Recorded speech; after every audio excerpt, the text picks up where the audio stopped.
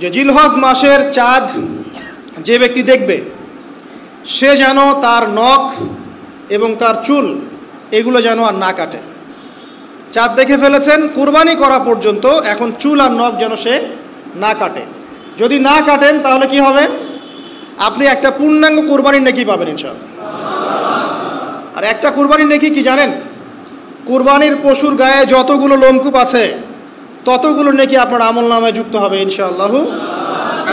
জিলহজ মাসের প্রথম 10 দিন, এই জিলহজ মাসের প্রথম 10 দিন সম্পর্কে আল্লাহ পাক সূরা ফজরের মধ্যে শপথ করেছেন, ওয়াল ফজরি, ফজরের কসম, ওয়া লায়ালিন আশর, এবং এই 10 রাতের কসম। এই 10 রাত বলতে এখানে জিলহজ মাসের এই 10 দিন এবং 10 রাতকে বোঝানো হয়। এর ফজিলত সম্পর্কে নবী সাল্লাল্লাহু আলাইহি ওয়াসাল্লাম একটা হাদিসে বলছেন, সহিহ বুখারী হাদিস, আনাস রাদিয়াল্লাহু আনহু ইবনে আব্বাস রাদিয়াল্লাহু আনহুমা থেকে বর্ণিত, নবী করিম সাল্লাল্লাহু আলাইহি ওয়াসাল্লাম বলেছেন যে মা মিন আইয়ামিন আমালু সালিহু ফীহিন্না আহাব্বু ইলাল্লাহ মিন হাযিহিল আইয়ামিল 10। আল্লাহ পাকের কাছে এই 10 দিন অর্থাৎ জিলহজ মাসের প্রথম 10 দিনের নেক আমল যত বেশি প্রিয়, আল্লাহর কাছে জিলহজ মাসের প্রথম 10 দিনের নেক আমল যত বেশি প্রিয়, অন্য কোনো আমল এত বেশি প্রিয় না। অন্য কোনো আমল, এটা বুঝতে গিয়ে সাহাবায়ে কেরাম প্রশ্ন করছেন, ক্বালু, তারা বলছেন, ইয়া রাসূলুল্লাহ, হে আল্লাহর রাসূল, বলুন সাল্লাল্লাহু আলাইহি ওয়াসাল্লাম, ওয়ালাল জিহাদু ফি সাবিলিল্লাহ, আল্লাহর পথের জিহাদও কি নয়? আমরা তো জানি ইসলামের সর্বোচ্চ চূড়া হচ্ছে আল্লাহর পথের জিহাদ। তো নবী সাল্লাল্লাহু আলাইহি ওয়াসাল্লাম বলছেন ওয়ালাল জিহাদু ফি সাবিলিল্লাহ, আল্লাহর পথের জিহাদও নয়, আল্লাহর পথের জিহাদও নয়, ইল্লা, তবে ওই ব্যক্তির কথা ভিন্ন, রাজুলুন খরাজা বিনাফসিহি ওয়া মালিহি ফালাম ইয়ারজি' মিন যালিকা বিশাই, কোন একজন ব্যক্তি যে তার জান এবং তার মাল নিয়ে আল্লাহর পথে বেরিয়ে গেছে, তারপরে কোনো কিছু নিয়ে সে ফিরে আসতে পারে নাই, মানে সে শহীদ হয়ে গেছে, এই ব্যক্তির কথা ভিন্ন। কিন্তু অন্য যে কোনো দিনের আমলের চাইতে এই 10 দিনের নেক আমল আল্লাহর কাছে সবচেয়ে বেশি প্রিয়। তাহলে আমরা বুঝতে পারলাম, আমরা যে 10 দিনে এখন বসবাস করছি, জিলহজ মাসের আজকে কয় তারিখ?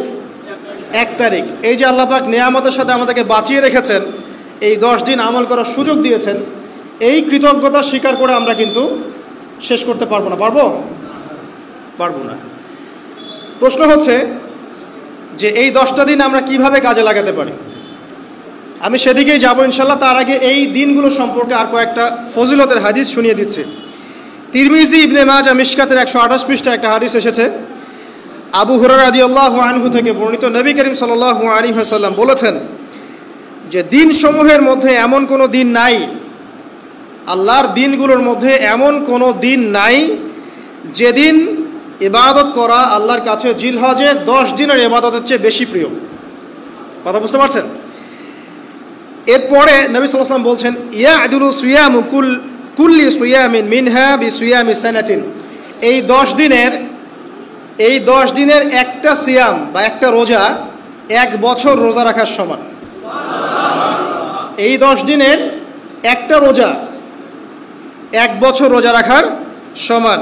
ওয়া কিয়ামু কুল্লি লাইলাতিন ফিহা বিকিয়ামি লাইলাতিল কদর, এবং এই 10 রাতের এক রাতের কিয়াম লাইলাতুল কদরের কিয়ামের সমান। আর আমরা জানি লাইলাতুল কদর সম্পর্কে আল্লাহ পাক কি বলেছেন, লাইলাতুল কদরি খায়রুম মিন আলফি শাহর, 1000 মাসের ইবাদতের চেয়ে উত্তম। তাহলে আমরা বুঝতে পারছি যে এই 10 দিন 10 রাত কি আমল করতে হবে, এই হাদিসটা বলে দিচ্ছে, সিয়াম এবং কিয়াম। 10টা সিয়াম না পড়েন, অ্যাটলিস্ট 3টা সিয়াম পারা যাবে ইনশাআল্লাহ। পারা যাবে না?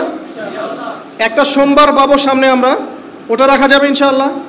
একটা বৃহস্পতিবার পাবেন, সেটাও রাখা যাবে ইনশাআল্লাহ। আর আরাফার সিয়াম পাবেন ইনশাআল্লাহ। আরাফার সিয়াম রাখলে আগের 1 বছর, পরের 1 বছর, 2 বছরের গুনাহ মাফ হয়ে যাবে ইনশাআল্লাহ আযজা ওয়া জাল্লা। আর কিয়াম সম্পর্কে আমি সামনে বলছি ইনশাআল্লাহ তাআলা। এরপরে বাইহাকির একটা বর্ণনা আছে যে জিলহজ মাসের প্রথম দশকের রাতে, জিলহজ মাসের প্রথম দশকের রাতের প্রত্যেকটা নেক আমলকে 10 দিয়ে গুণ করা হয়, 10 গুণ বৃদ্ধি করা হয়। সুবহানাল্লাহ। আরও আছে বাইহাকি এবং ইসবাহানের বিশুদ্ধ সনদে হযরত আনাস বিন মালিক রাদিয়াল্লাহু আনহু থেকে বর্ণিত আছে, জিলহজ মাসের প্রথম দশকের প্রতিদিন 1000 দিনের সমান, মানে প্রতিদিনের আমল 1000 দিন আমলের সমান, এবং আরাফার দিনের মর্যাদা 10,000 দিনের সমান। আরাফার দিন যে ব্যক্তি ইবাদত করবে ইনশাআল্লাহ তাআলা সে 10,000 দিন ইবাদতের নেকি পাবে ইনশাআল্লাহ আযজা ওয়া জাল্লা। তো প্রথম কি করতে হবে সেটা এই হাদিস থেকে বোঝা যাচ্ছে। হাদিসটা কি? উম্মে সালামা রাদিয়াল্লাহু আনহা থেকে বর্ণিত, নবী সাল্লাল্লাহু আলাইহি ওয়াসাল্লাম বলছেন যে জিলহজ মাসের চাঁদ যে ব্যক্তি দেখবে সে যেন তার নখ এবং তার চুল এগুলো যেন আর না কাটে। চাঁদ দেখে ফেলেছেন, কুরবানি করা পর্যন্ত এখন চুল আর নখ যেন সে না কাটে। যদি না কাটেন তাহলে কি হবে? আপনি একটা পূর্ণাঙ্গ কুরবানির নেকি পাবেন ইনশাআল্লাহ। আর একটা কুরবানির নেকি কি জানেন? কুরবানির পশুর গায়ে যতগুলো লোমকূপ আছে ততগুলো নেকি আপনার আমলনামায় যুক্ত হবে ইনশাআল্লাহু আযজা ওয়া জাল্লা।